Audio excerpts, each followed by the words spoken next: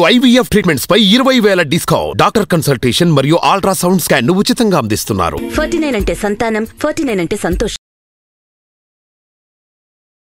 నమస్తే గురుగారు, శ్రీమాత్రే నమః. శ్రీమాత్రే నమః తల్లి. గురుగారు, నిజంగా దయ్యాలు ఉన్నాయంటారా? నెగిటివ్ పవర్ ఏదో ఉంది, దిష్టి రకరకాలు అంటూ ఉంటాం కదా, కొంతమందికి మాత్రమే కనిపిస్తుంది అంటారు, బట్ ఉంటదంటారా?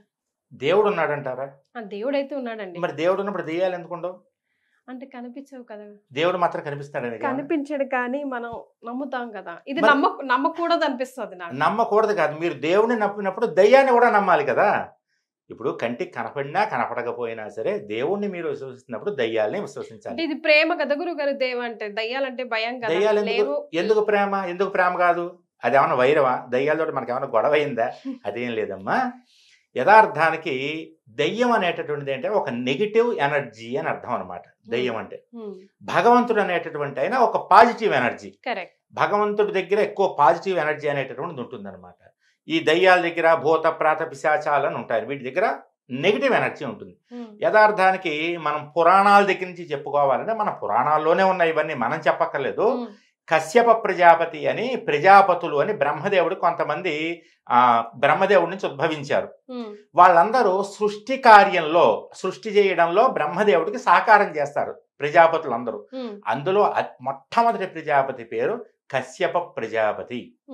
ఆ కశ్యప ప్రజాపతి కశ్యపుడికి 2 భార్యలు ఉన్నారు. యథార్థానికి ఆయనకు 18 మంది భార్యలు అనుకోండి. మనం ముఖ్యంగా 2 భార్యల గురించి చెప్పుకుంటాం. దితి, అదితి. దితి అనేటటువంటి భార్యకేమో దైత్యులు. దితికి పుట్టినటువంటి సంతానం పేరు దైత్యులు. తల్లి పేరు మీద దితి, దైత్య అని వచ్చింది. అదితి అని ఒక ఆవిడ ఉంది భార్య. అదితికి పుట్టినటువంటి వాళ్ళని దివ్ అన్నారు. దివ్ అంటే తేజస్సు అని అర్థం. దివ్ అంటే తేజస్సుతో ఉన్నటువంటి వాళ్ళు గారు దేవతలు, దివ్యమైనటువంటి వారు దేవతలు. దివ్ అనే శబ్దం నుంచి దేవతలు వచ్చారు. అదితి అంటే ఆవిడకి ఆ దితి. దితి అంటే డబల్ అని అర్థం. దితి గారికి ఎప్పుడు కూడా మనసులో డబల్ ఉంటుంది, ఇది నాది, అది వాళ్ళది, ఇది నాది అని డబల్ భావన. అదితికి అది ఉండదు. ఆ దితి డబల్ లేనటువంటిది అని. ఆవిడకి ఎప్పుడు అందరూ మన వాళ్ళే, అంతా మన పిల్లలే, అంతా మన కుటుంబం అనుకుంటుంది. ఈ విధంగా అదితికి పుట్టినటువంటి వాళ్ళేమో దేవతలయ్యారు, దితికి పుట్టినటువంటి వాళ్ళేమో రాక్షసులు అయిపోయారు. ఇంకా మిగిలినటువంటి భార్యలు ఉన్నారు కదా కశ్యప ప్రజాపతికి, వాళ్ళకేమో పక్షులు, ఈ లోకల్లో ఉండేటువంటి సకల చరాచర జీవరాశులు కూడా వాళ్ళ భార్యల నుంచే పుట్టాయి. ఈ సృష్టి మొత్తం అక్కడి నుంచే మొదలైందనమాట.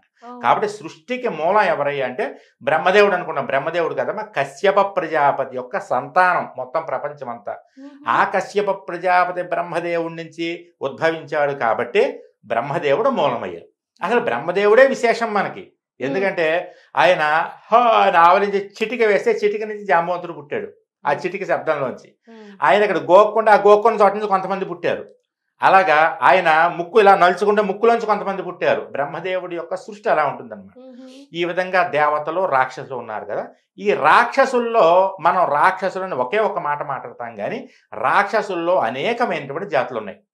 పిశాచ జాతులు వేరు, రాక్షసులు వేరు, బ్రహ్మ రాక్షసులు వేరు, భూతాలు వేరు, ప్రేతాలు వేరు, బద్ధులు వేరు.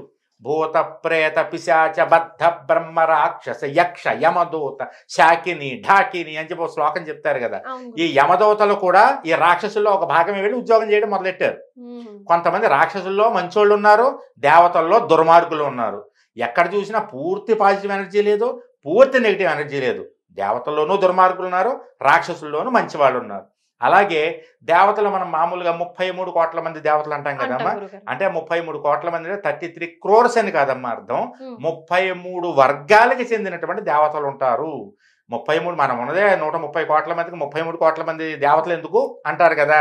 కానీ యథార్థానికి 33 కోటి అనే సంఖ్య. కోటి అంటే రకము, వర్గము. ఇప్పుడు మామిడి పళ్ళలో ఎన్ని రకాలు ఉన్నాయి? రకరకాలు ఉన్నాయి. బంగినపల్లి, నూజివీడు, పెద్ద రస, అలాగా వర్గాలు అనమాట. అలా 33 వర్గాలకు చెందినటువంటి దేవతలు. ఈ దేవతలు కూడా పర్మనెంట్ బ్యాచ్ ఎవరు ఉంటారమ్మా స్వర్గంలో. ఎవరైతే 100 అశ్వమేధ యాగాలు చేస్తారో వాళ్ళు ఏ లోకంలో ఉన్నా సరే అక్కడి నుంచి బయలుదేరే వాళ్ళు ఇంద్ర పదవిలోకి వెళ్ళిపోతారు డైరెక్ట్ గా. అంతకు ముందు ఆ సీట్లో ఉన్నటువంటి ఇంద్రుడు భూమిలో పడిపోతాడు, వచ్చి పక్కకు వచ్చేస్తాడు. అందుకు ఇంద్రుడి పని ఏంటంటే ఎవడు యాగాలు చేస్తున్నాడు అశ్వమేధ యాగాలని కాపలా కాసుకోవడం, 98 దాకా చేయనిస్తాడు. 99 100 దగ్గరికి 99 దగ్గరికి వచ్చేటప్పటికే దాన్ని పాడు చేయడం, లేకపోతే అశ్వాన్ని ఎత్తుకుపోవడం, వాడేమో చేసే యాగకర్త తప్పు చేసేలా చేయడం లాంటి పనులు చేయించి ఆ యాగాన్ని పాడు చేసేస్తూ ఉంటారు. కానీ ఆ యాగానికి అంత పవర్ ఉందమ్మా. ఎందుకంటే కలియుగంలో అశ్వమేధ యాగం లేదు, కానీ పూర్వకాల అశ్వమేధ యాగం అంటే దాన్ని మించినటువంటి యాగమే లేదు కదా. కాబట్టి అలాగా దేవతలు మనకు బాగా పుణ్యం చేసిన వాళ్ళు ఈ 33 వర్గాల్లోకి వెళ్ళి పైకి వెళ్తారు. వెళ్ళి సుఖాలు అనుభవించి భోగాలన్నీ అనుభవించిన తర్వాత పుణ్యం అంతా ఖర్చు అయిపోతుందిగా, మరి కూర్చుని తింటే కొండలన్న కరుగుతాయి కదా. అలాగా వీళ్ళకి పుణ్యం అంతా ఖర్చు పెట్టేసుకున్న తర్వాత మళ్ళీ వచ్చి క్షీణే పుణ్యే మర్త్యలోకం విశంతి. పుణ్యం ఖర్చు అయిపోయిందంటే వచ్చి భూమి మీద పడిపోతారు వచ్చి దేవతలు. వాళ్ళకి కూడా సర్కిల్ ఉంటుందమ్మా, ఉంటుంది. దేవతలు వచ్చి పడిపోతారు. అప్పటి వరకు ఉన్నటువంటి జనాల్లో ఎవడైతే బాగా పుణ్యాత్మ ఉన్నాడో వాడు బయలుదేరి ఈ పడిపోయిన వాడి పోస్టులోకి వెళ్ళి కూర్చుంటాడు వెళ్ళి. అన్ని దేవతలలో పరమేశ్వరుడు విష్ణుమూర్తి తప్ప మిగిలినటువంటి దేవతలందరూ ప్లేస్లు మారుతూనే ఉంటారు. మగ దేవతలందరూ. ఉదాహరణకు బ్రహ్మదేవుడే ఉన్నాడు. బ్రహ్మదేవుడు కూడా పర్మనెంట్ జాబ్ కాదమ్మా అది. ఇప్పటికి 8 మంది బ్రహ్మలు మారారు. ఇప్పుడు నడుస్తున్నటువంటి బ్రహ్మదేవుడు 8వ వ్యక్తి. రాబోయేటటువంటి భవిష్యత్తులో కలిగేటటువంటి వచ్చేటటువంటి బ్రహ్మ ఎవరయ్యంటే హనుమంతుడు. అందుగురించే భవిష్యత్ చతురాననాయ నమః అనే ఒక నామం ఉంటుంది ఆంజనేయ స్వామికి. అంటే రాబోయేటటువంటి రోజుల్లో హిమాలయాల్లో తపస్సు చేసుకుంటూ ఉన్నటువంటి ఆంజనేయుడు లేచి వెళ్ళి బ్రహ్మదేవుడి యొక్క సీట్లో కూర్చుంటాడు. అంతకుముందు ఉన్నటువంటి బ్రహ్మదేవుడు వచ్చి ఇంకో లోకంలో పడిపోతాడు. వాడి పుణ్యం ప్రకారం, వాడుకున్న మోక్షం ప్రకారం వాడికి ఏ జన్మ రావాలనేటటువంటిదే ఆ జన్మకి వెళ్ళిపోతారనమాట. అందుగురించి ఎప్పటికప్పుడు పుణ్యాన్ని పెంచుకుంటూ ఉండాలట. ఎందుకంటే పుణ్యాన్ని పెంచుకుంటూ ఉంటేనే అక్కడ ఉండడానికి అవకాశం ఉంటుంది. ఇంకో విషయం ఏంటంటే పుణ్యాన్ని ఎప్పుడు పెంచుకోవాలి అంటే మనం భూలోకంలో ఉన్నప్పుడే పెంచుకోవాలట. స్వర్గంలోకి వెళ్ళాక పెంచుకోవడానికి ఉండదు, ఖర్చు పెట్టుకోవడమే మొత్తం అంతా. ఒక 2 బెస్ట్ వేలు చెప్పండి గురుగారు పుణ్యం పెంచుకోవడానికి. చెప్తానమ్మా. ఇప్పుడు నేను చెప్పావు అవే అందరూ పెంచుకోవచ్చు. నాలాగే నేను పెంచుతూనే ఉంటాను. ఎప్పుడు వెళ్తామా పైకి నేను చూస్తున్నాను. కాబట్టి ఇప్పుడు కాదు, మనకి ముక్తి వచ్చినప్పుడు వెళ్ళాలి. ఇప్పుడే వెళ్ళిపోవాలని కోరుకోవద్దు. కానీ పుణ్యం జమ చేసుకోవాలి కదా గురుగారు. పుణ్యం జమ చేసుకోవడం అంటే ఇదేదో జీతం తీసుకోవడం అనుకుంటున్నాం ఏంటమ్మా, నెలకోసారి వచ్చే జీతం లాంటిది కాదు. చెయ్యగా చెయ్యగా చెయ్యగా దైవనామస్మరణ చేస్తూ చేస్తూ చేస్తూ ఉంటేనే ఫలితం వస్తుంది. అంతే తప్ప పుణ్యాన్ని ఎలాగో కొనుక్కోవడం ఉండదు, మనం డబ్బులు పెట్టి కొనుక్కోవడం ఉండదు.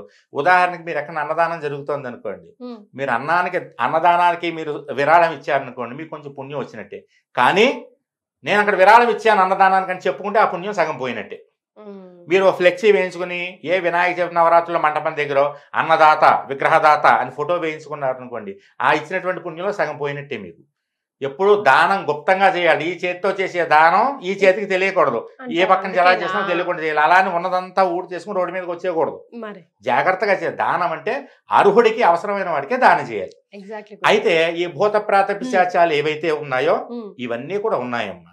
ఇవన్నీ ఎలా ఉంటాయంటే భూతాలు వేరు, ప్రేతాలు వేరు. ప్రేత అంటే చనిపోయినటువంటి శవాన్ని కూడా ప్రేత రూపంతో పిలుస్తారు, ప్రేత అంటారు.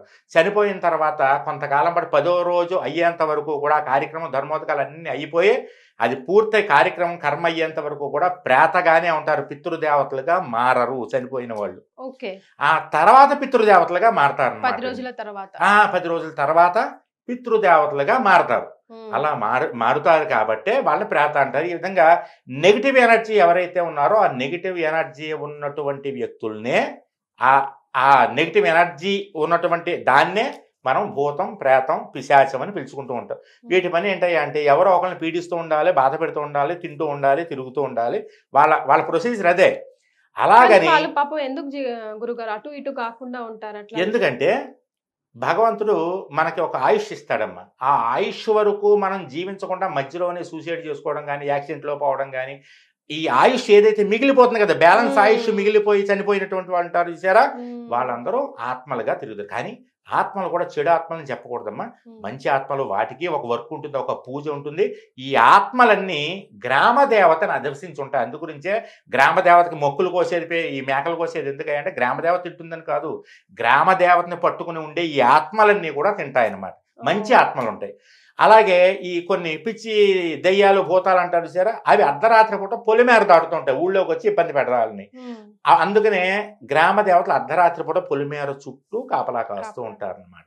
అందుకని దెయ్యాలు ఉన్నాయి, దేవుడు ఉన్నాడని మీరు నమ్మితే దయ్యం ఉందని నమ్మి తీరవలసిందే, అంతే. గురుగారు చివరిగా ఒక క్వశ్చన్, అంటే కొంతమందికి ఇలా దయ్యం పట్టింది అలా చెప్తూ ఉంటారు కదా, ప్రత్యేకంగా వాళ్ళని పీడించడానికి గల కారణాలు, అంటే ఆ దయ్యానికి వాళ్ళకి సంబంధం లేకపోయినా కూడా ఇప్పుడు గాంగపూర్ లాంటి ప్లేసెస్ చూస్తుంటే ఎంత బాధేస్తుందో గురుగారు. అవునమ్మా, అదేం లేదమ్మా, దెయ్యానికి మనకి ఒక ఫ్రెండ్షిప్ అవసరం లేదు. దెయ్యం ఎప్పుడైనా సరే ఈ నెగిటివ్ ఎనర్జీ అనేటటువంటిది, ఇప్పుడు మన ఇల్లు తలుపు ఉందనుకోండి, తలుపు గడియ పెట్టుకుంటే ఎవరు రాగలరు, మన ఇంట్లోకి ఎవరు రాలేరు, తలుపు తీసిస్తేనే ఎవరన్నా వచ్చేస్తారు. అలాగే మనోదౌర్బల్యం అంటారు, అంటే మనసు లేని వాళ్ళు ఉంటారు కొంతమంది, సైకలాజికల్ గా చాలా దెబ్బతిన్నటువంటి వాళ్ళు ఉంటారు చూసారా, ఈజీగా ప్రతిదానికి భయపడిపోయే వాళ్ళు, టెన్షన్ పడేవాళ్ళు, అలాంటి వాళ్ళు ఎవరైతే ఉన్నారో వాళ్ళని పట్టి పీడిస్తూ ఉంటారు వాళ్ళు. ఇప్పుడు నా దగ్గరికి రమ్మనండి, నన్ను పీడించమనండి, నా దగ్గర రాదు, ఎందుకంటే నేను మానసికంగా దృఢంగా ఉన్నాను. అందుగురించి అందరూ మానసికంగా దృఢంగా ఉంటే ఏ శక్తి మిమ్మల్ని ఏం చేయలేదు. ఇప్పుడు చేతబడి ఇవి అంటూ ఉంటారు చూసారు, చిల్లంగి అని, ఇవి కూడా చేస్తే మనం కరెక్ట్గా ఇవి నేను నమ్మను, నాకు దైవబలం ఉందని దైవబలాన్ని గట్టిగా పట్టుకున్న వాడిని ఏ చేతబడి ఏమి చేయలేదు. అమ్మ బాబాయ్ నాకు ఎవరన్నా ఏదైనా చేశారేమో అనుకుంటే వాడు చెయ్యకపోయినా ఎవరో ఇంటి ముందు ముగ్గేసుకుని వామో ముగ్గులో ఏదో చేస్తున్నారా అని వీడు భయపడిపోయి మంచం పట్టేస్తాడు అనమాట. అందుకని ఎవడో రోడ్డు మీద వెళ్తూ సంచిలోంచి నిమ్మకాయ జారి మన ఇంటి ముందు పడితే, సైకిల్ మీద వెళ్ళేవాడి దగ్గర నుంచి నా ఇంటి ముందు ఎవడో మంత్రి నిమ్మకాయ వేసి నాకేదో అయిపోతుందని ఒకటి చచ్చిపోయాట బెంగెట్టుకుని. అలాగా మానసికంగా భయపడద్దమ్మా, భయపడితే మీరు ఓడిపోయినట్టే, ఓడిపోవడం కాదు, భయపడితే చచ్చిపోయినట్టే, అది లెక్క. గురుగారు ఏదైనా అలా రాకుండా, అట్లా నెగిటివ్ టెన్షన్స్ ఉన్నప్పుడు మెంటల్ గా స్ట్రాంగ్ గా ఉండాలంటే లేనప్పుడు ఏమైనా మంత్రం గానీ ఏదైనా జపించడానికి? ఒక మంత్రం ఉందమ్మా, శ్రీమాత్రే నమః. ఎందుకంటే మనకి లలితాదేవికి సహస్రనామాలు ఉన్నాయి. సహస్రం అంటే 1000 అని కాదు, అనంతం, ఇన్ఫినిటివ్ అని అర్థం అనమాట. అనంతమైన నామాలన్నీ కూడా ఎలా మొదలవుతాయి అంటే, లలితా సహస్రనామం మొదలయ్యేదే శ్రీమాత శ్రీ మహారాజ్ఞి అని మొదలవుతుంది. అందులో మొట్టమొదటి నామం అంటే శ్రీమాత. జగత్తంతటికి కూడా తల్లివమ్మ నువ్వు, శ్రీమాత్రే నమః, అటువంటి తల్లి నీకు నమస్కారం.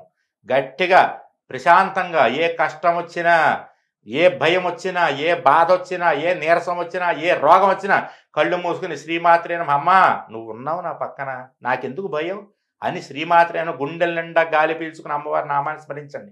మన చిన్నప్పుడు చెప్పేవారు మనకి, ఆంజనేయ స్వామి తలుచుకోరా భయం వేస్తాయని చెప్పేసి అని. వెంటనే గుండెల నిండా గాలి పీల్చుకుని జై హనుమాన్ అని పరిగెత్తుకుంటూ వెళ్ళిపోయేవాళ్ళం. ఇంక భయం ఉండేది కాదు. చీకటంటే భయం ఉన్నప్పుడు హనుమంతుని తలుచుకోమనేవారు. మన పెద్దలు చిన్నప్పటి నుంచే మనకు ఒక పద్ధతి నేర్పారు, మనలో ధైర్యాన్ని నింపారు, భయాన్ని పోగొట్టారు. మనం ఏం చేస్తున్నాం ఇప్పుడు, అవన్నీ పిల్లలకు నేర్పడం మానేసి సెల్ ఫోన్ చేతిలో ఇస్తే ఆ సెల్ ఫోన్లో మునిగిపోయి, ఆ సెల్ ఫోన్ ఇవ్వకపోతే ఇంట్లో సామాన్లు పగలగొట్టేసే స్థితికి వచ్చారు పిల్లలు. కాబట్టి మనం పిల్లలకు కథలు చెప్పాలమ్మా, కథలు చెప్పాలి, ఇలాంటివన్నీ చెప్పాలి, అవన్నీ తెలుసుకోవాలి. లేవని చెప్పొద్దు, ఉన్నాయి కానీ మనం ఏం చేయవు. ధైర్యంగా ఉన్న వాళ్ళని ఏం చేయవని, దయ్యం లేదు అనద్దు.